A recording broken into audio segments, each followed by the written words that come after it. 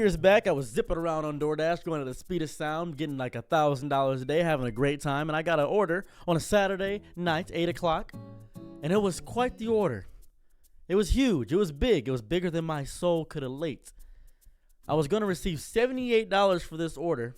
Man ordered 200 Buffalo Wild Wings, and that order was definitely wild, and those wings were going to be buffalo for sure. They weren't. They were honey barbecue. However, I went to go pick it up, and I say, DoorDash for Eric. Woman looks at me and says, you might need some help. And I say, huh? Might need some help. I'm a strong boy. My mommy said that I can bring in all the groceries by myself. Don't ever assume that I need help. And she said, no, you're definitely going to need help. There are a lot of wings here. And I said, we'll see. Upon seeing 200 wings in person, I immediately realized that I didn't just need help. I needed God. I needed the power of He who is one and mighty above the heavens to help me with this order. So I said, okay, you know what? Yeah, 100%. Can I get some help? This amazing woman, 6'2", by the way, said, I can help you. I said, oh, what a soft voice. She picked up all the wings by herself and brought them to my car. By the way, light rain, very light rain. The rain was ending. She came out and said, bye. My heart sank to my stomach. She was so beautiful. It messed me up deeply. I didn't think people like that could exist. You know the old saying where it's such as, oh, this model is amazing, but this random cashier is better than Beyonce and Halle Berry. That's the situation it was. She should go into everything. I don't care what she got to get into so I can view her online. She's amazing. She was godlike. But outside of my obvious obsession for this tall woman, I take the wings and put them in my passenger seat. Location's about 10 minutes away, so I get my drive on.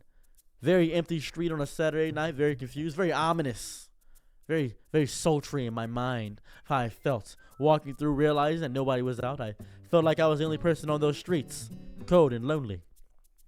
So I arrived to the location.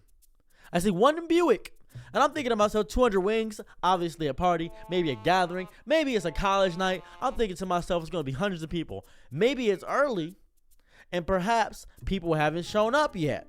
Because it's 8 o'clock, 200 wings, obviously, a little bit dark outside. Very nice, spring day, 82 degrees, very nice. And it says on the order, hand it to me. So I naturally go up, look through, ring his Ring doorbell, and hear, doo-doo-doo. I'm confused. What was that noise? He said, and I could hear him from the top, 1 second. Whoa, what was that? Caught me off guard. Loud. I can hear him boo, boo, boo, fee, fi, fo, fumming down the steps. And to my not surprise, I open the door.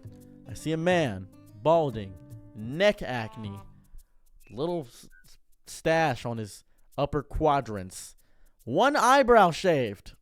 I don't know why that was. I'm not even going to question that. Just 1 eyebrow shaved. He said, you got the wings? I said, yes, I do have the wings. Perfect. Okay, thank you. Okay. Well, but hey. I stopped as I was getting ready to make my departure. Good evening, sir. How may I assist you? Could you, do you want to hang out? What? Do you want to hang out? Do I want to? I don't think I do. He said, are you sure? I have Super Smash Brothers in here. Now, against my better judgment, thinking that this could be a Jeffrey Dahmer moment, I could get Ted Bundy'd right here. I'm thinking to myself, this would make a great story, if nothing else. If nothing else, that's what it can make. This isn't really a great story, by the way. I just want to explain this because I'm still thinking about it. So, I say, tell you what, if I don't get a DoorDash within the next 20 minutes, then we can hang out all night. I'm going to come in. I'm going to put my DoorDash down, and we can hang out. I'm going to say I delivered it, and we're going to be good. I said I was delivered, got my $75. I think it was 72, 75, one or two. But he then ended up giving me a $50 tip and said, thanks, man. I'm like, oh, I feel like an escort. I'm getting paid to hang out with somebody. This is great. So I sit down. His house, I don't know how to describe it. You ever see a mushroom colony? You ever see a trash heap? You ever look for spare parts in an auto shop? You ever just look around at the scrap yard, look for spare parts? That's what it looked like. There were so many random items. I couldn't make out a single thing. It was a little dark, but enough light to see barely in front of me. It felt strange. He said, follow me to the living room. This is the death room. This was not the living room. This was anarchy. This was hell. I had no idea what was going on here. I looked around and said, nice place. He said, yeah, most people say that. Okay. And I'm thinking to myself, maybe there's something socially wrong with him. Maybe he's inept. Maybe something's wrong. Something feels wrong. He says, okay. All right. He tightens up me. He says, okay. All right. Let's play some games. Drops the voice. He was doing some voice for some reason. I don't know what that was. Have no clue. Turns out he just took out his retainer. Didn't know that created that much of a difference. But yeah. So, I'm looking for a place to sit. The couch is littered with Marco's pizza boxes and what I assume to be sweaty napkins. And I'm hoping that they're just sweaty. But there's a lot of crusty napkins littered about. Nonsensical things. And I can see some KY jelly right next to his computer desk. And he says, here, take a seat here. He pushes off something viscous, yogurty, if I could describe a texture to it. Pushes it off his chair. Says, stay right here. We can play Smash Brothers. I said, oh, the voice is back. Okay. So, sit and must put the retainer back in. So I sit down, and he says, takes the retainer out. He says, all right.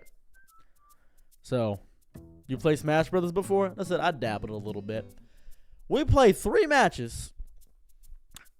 I lose every match. Now, I'm thinking to myself, okay, I'm great at the game, but it's not the fact that I'm bad at Smash Brothers. The controller he handed me, the A button had a crunch to it, one might say. It felt like a crunch bar. I had no idea what this crunch was. Crusty, nasty, disgusting. It was grody. If I could boo, it was grody. It was nasty. I said to myself, do you have a better remote? He said, no, I only have 2 remotes. I see. I understand, and that's okay. So, 20 minutes had passed, and I said, oh, well, I didn't get any Doordashed. He said, that means we can hang out all night. And I said, do you have a party coming here or something? Now, this is the part that agitated me the most. I gave him 200 wings. How many wings do you think he ate in the span of those 20 minutes?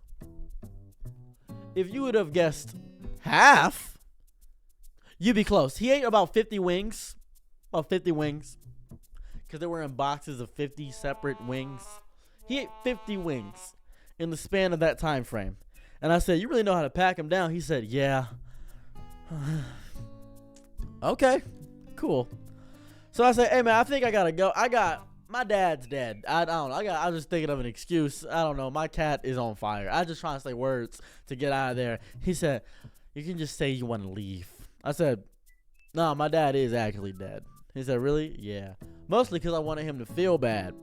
I just wanted him to feel bad. I just wanted him to feel bad for existing in the same dimension as me, for having a dirty house, crusty remote, a lot of socks, a lot of just nonsense everywhere. I wanted him to feel bad. He said, oh, well, I'm sorry.